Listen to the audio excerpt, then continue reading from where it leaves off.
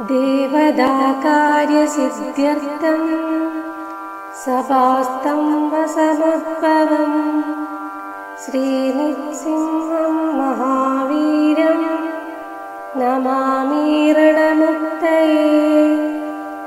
लक्ष्म्यालिङ्गितवामाङ्गं भक्तानां वरदायकं श्रीनृसिंहं महावीरं नमामि ऋणमुक्तये।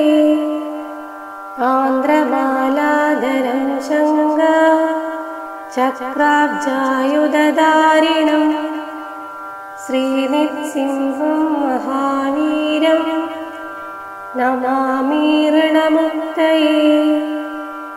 मरणात् सर्वपापघ्नं कद्रुजविषनाशनं श्रीनृसिंहं महावीर्यं नमामि ऋणमुक्तये।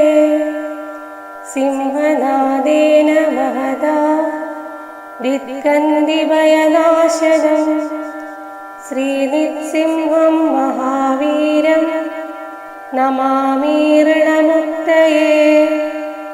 प्रह्लादवरदं श्रीशं दैत्येश्वरविदारिणं श्रीनृसिंहं महावीरं नमामि ऋणमुक्तये। क्रूरग्रहे पीडितानां भक्तानामभयप्रदं श्रीनृसिंहं महावीरं नमामि ऋणमुक्तये।